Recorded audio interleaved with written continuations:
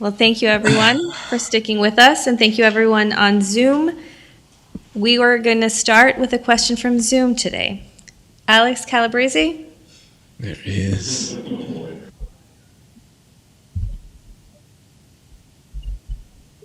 How you doing, Alex? I heard we're going to see you on Saturday. Right.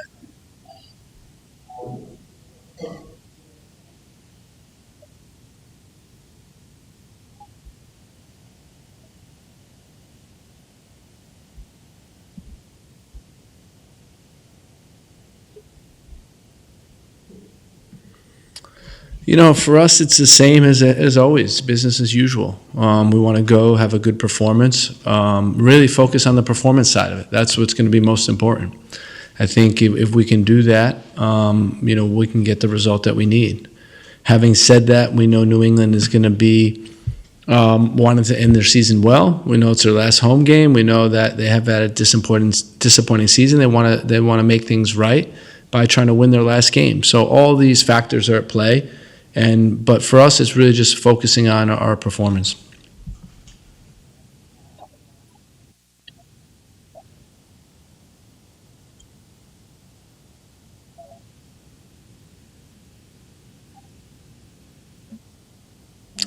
We're excited for him, excited for the group. We saw at the U20s that we can come close, and now hopefully, we can make the next step by winning a quarterfinal game, getting the semifinals, and maybe getting to a final, and hopefully winning it. But that's easier said than done. It's easy for me to sit here in this spot and say that. The harder thing is to do it, but we wish both Chris and the team well. And Greg, looking at New England this weekend, it's the third time you guys will go against them. Thinking back to the game in September where it's 2 goals conceded late, still in the win, what are some focus points against a team that, while they have nothing to play for, those are, typically the most dangerous sides on decision days?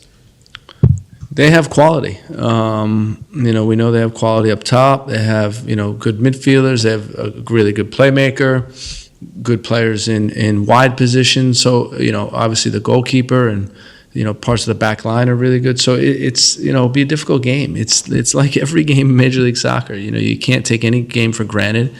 Every team you can lose to, but every team you can beat. And so for us, it's about identifying, areas of weakness that they have and trying to exploit that. Tim Hossie, Red 97. So looking at New England as an opponent, there's that 2-week international break, and then you're back for this one game. Is there a certain element of this is treating it almost like a preseason for the postseason of making sure that guys are, locked in for that, but also like trying out some different stuff on the pitch that, may be useful going forward? I think you could look at it a number of different ways, but we're not making it that complicated. It's really just another game for us, and we're trying to play a good game. And really, it's that simple because, again, the more we complicate it, I think the more difficult it will be to actually perform. And for us, it's about, how do we go prepare to win a soccer game, knowing that we have a difficult opponent to play against.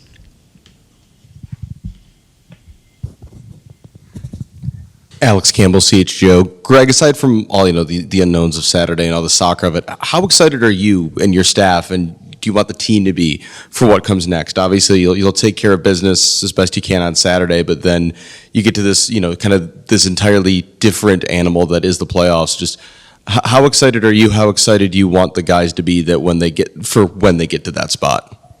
Well, I think that would be getting ahead of ourselves, and I know I'm probably so boring. You guys are really tired of hearing me talk, say the same message over and over and over again. But it's really about Saturday. We're not game planning for a potential Wednesday or like our focus is just on the game at Foxborough, and we want to finish the season strong. We want to win the game, put ourselves in a good position, and we'll see from there. And then, when we get to the playoffs, we'll do the same thing, and we'll be ready to compete. Greg, Hernán Espinosa, La Fiera Deportiva. In the middle of the season, in the summer, you mentioned the competition, all the players that you brought form of competition between the team. And you mentioned also finish strong.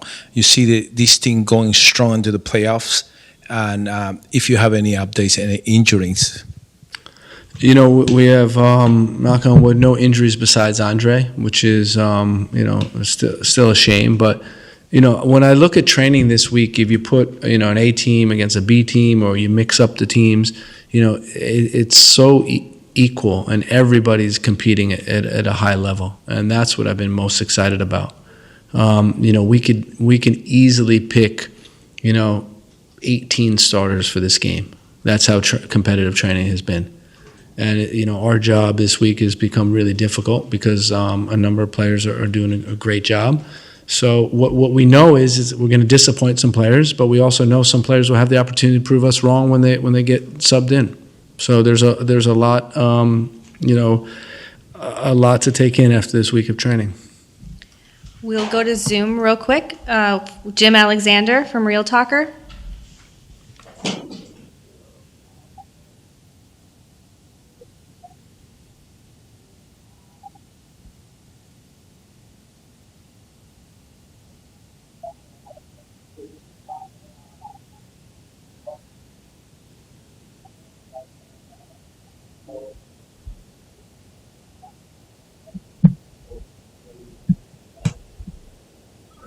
We need to keep working on everything. I don't think we're completely there in any phase of the game, but we've been improving, and that's the most important thing. When you see our form at the end of the season, it's been really good. I don't think there's too many teams in the Eastern Conference that have picked up as many points as we have in the last 12 games. So, that's a good thing, and we want to, bring this form into the last week of the season. Thank you. Next, we'll go to Jose Gudiño from Conexión Deportiva.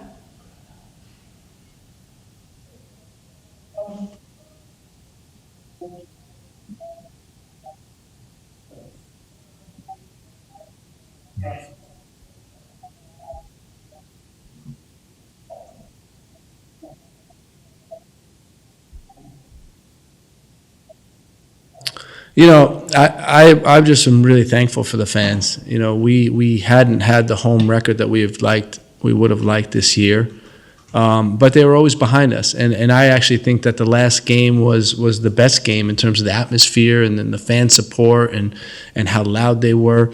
And that's what type of atmosphere we envision having week in and week out.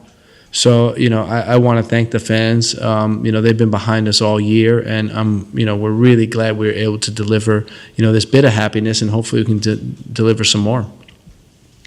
Thank you. Next, we'll go to Omar Ramos from Univision Radio.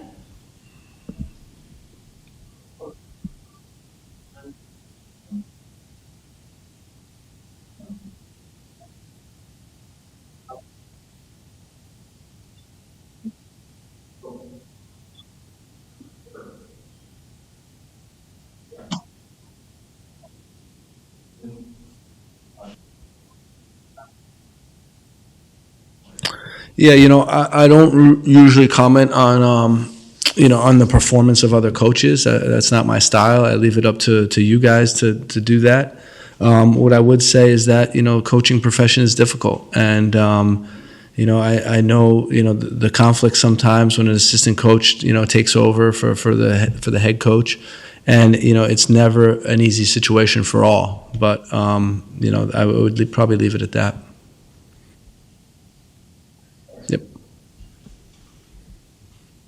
Gregg, you talked about competition at multiple positions. Just in the wake of Andre Franco's injury, how refreshing is it to have that much competition in the midfield specifically when guys like Sergio Orahel have had up and down seasons, Romani Kwame has struggled to stay on the pitch, and Mari Pineda has had good moments but also some lower moments, just to have all those guys really competing at this time of year?